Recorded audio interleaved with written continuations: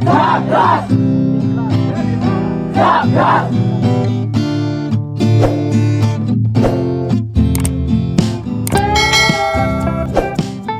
Gubernur Jawa Barat, Deddy Mulyadi, mengungkapkan bahwa kebijakan pengiriman siswa nakal ke barak militer telah menghasilkan efek kejut. Menurutnya, langkah ini memberikan dampak signifikan terhadap perilaku anak-anak yang biasanya nakal namun belum terjaring oleh program tersebut. Ada yang disebut efek kejut. Isu anak-anak nakal yang dibawa ke barak TNI itu, memberikan efek kejut kepada anak-anak yang biasa nakal yang belum dijaring, ujar Deddy saat meninjau program pendidikan penguatan karakter di Resimen Artileri Medan 1 Stirayuda, Batalion Artileri Medan 9, Purwakarta, Jawa Barat, pada Sabtu, 3 Mei 2025. Deddy juga mencatat bahwa tempat-tempat yang sebelumnya sering dijadikan lokasi nongkrong kini tampak kosong, dan anak-anak yang membolos sekolah pun tidak terlihat lagi. Nah sekarang sudah ada rasa takut yang mau bolos gak jadi, tambahnya.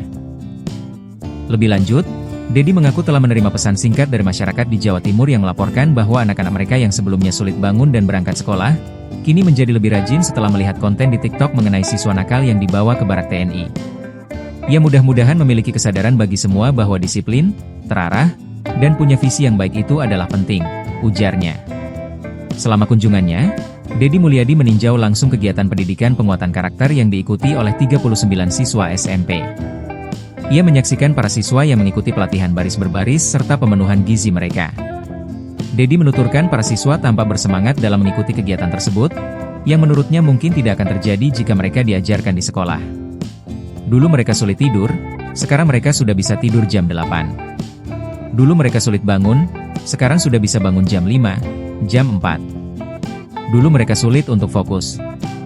Nanti saya cek, ungkap Deddy Mulyadi. Jika program bagi siswa SMP dan SMA yang nakal ini terbukti berhasil, Deddy berencana untuk menerapkan program serupa bagi orang dewasa yang berperilaku kurang baik. Ia menyoroti perilaku seperti nongkrong di perempatan, mabuk-mabukan, dan tawuran, yang seringkali sulit ditindak pidana karena tergolong tindak pidana ringan. Deddy khawatir, jika pelaku hanya dipidana dan dimasukkan ke lembaga pemasyarakatan, mereka justru bisa meningkat ke tingkat kejahatan yang lebih serius. Nah itu nanti saya akan siapkan konsepnya. Jadi nanti bukan hanya kenakalan remaja yang saya tangani.